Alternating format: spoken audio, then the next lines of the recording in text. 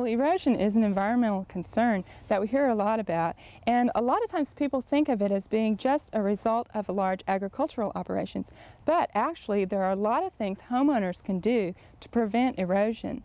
Well, the Department of Forestry and Wildlife Management has come up with a demonstration model to educate the public about erosion. With me today is Champe Green. He's the Assistant Extension Specialist of Forestry and Wildlife Management. He's going to tell us about the model and give us a little bit of a demonstration of its uses. And Champe, thanks for bringing the model out for us.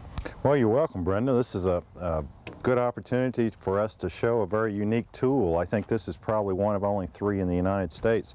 I just offer a brief history of it. I want to acknowledge that the Environmental Protection Agency gave us the grant to build this stream demonstration model, and I believe that Missouri and Kansas are the only ones that have a similar tool to use as an educational demonstration type of a model. What I'm going to try and do, as you said, is demonstrate how erosion is very much an urban problem as well as an agricultural and forestry problem. Mm-hmm.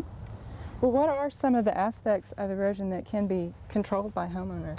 Well, let me start up the bilge pumps on this. It's like a little cabin cruiser. It has bilge pumps, and we've got a rainfall simulator here, actually 2 of them.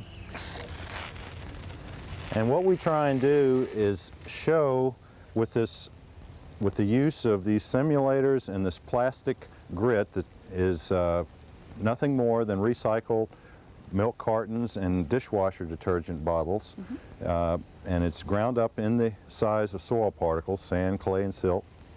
We try and demonstrate, first of all, how even in urban areas, vegetation is so important in stream banks in terms of holding the soil back and keeping these very steep stream banks that you see here from eroding away. And this vegetation, of course, in an urban area might consist of black willow or willow or water oak or buttonbush or smartweed, perhaps some horticultural plants that you commonly talk about on the show. But the main thing is to get something there to hold the soil back, and try not and use fescue or Bermuda grass or grass species like that, although they're very good for holding soil, they don't provide much of a habitat for wildlife. Okay.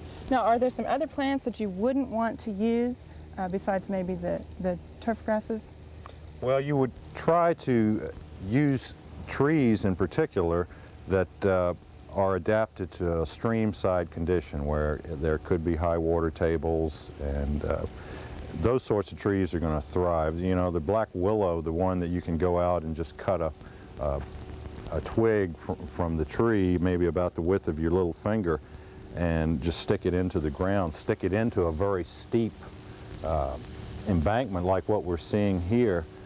Those types of trees, cottonwood would be another example, will take hold very quickly and form a root mat that will hold the soil back from eroding, and you can start to see how the soil is starting to collapse as the water channels through some of these areas.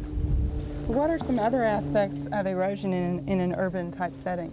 Well, quite often, Brenda, we find even in an urban setting, people love animals. We have livestock, horses, sheep, even cattle in some instances that are constantly watering at the stream, over-trampling, over-grazing. We encourage people to keep livestock out of streams. Right here, a silt fence, and we have a little backhoe right here. In a new development, oftentimes we see a lot of soil disturbance and no barrier to keep the soil from going in the stream. I'm trying to demonstrate here how silt fences, which are best management practices, they're nothing more than heavy black plastic, often catch a lot of soil. The little excavating machine right there, oftentimes we see machinery in streams and so forth, and that's really against the law. It's a violation of Section 404 of the Clean Water Act. These sorts of things are things that are common in urban areas in terms of causing erosion. So these are all something that a homeowner can do something about then? Absolutely. A homeowner could go to the county extension office, and there are a lot of fact sheets, some videotapes that are available through the county extension office on best management practices for urban as well as agricultural owners. Okay. Now, if someone wanted to use this model to do some education, how would they go about doing that? Well, the model is available throughout all of the county extension offices in the state of Oklahoma. If a school teacher or a nonprofit group or a Boy Scout club or what have you wants to check the model out, we do have a manual that has several lesson plans in it, and the county extension agent will call us up at the Department of Forestry and reserve the model, and then we'll go ahead and check it out to the county extension agent. Excuse me. So if somebody wants to use this, just have them call their county office. Right, right. Okay.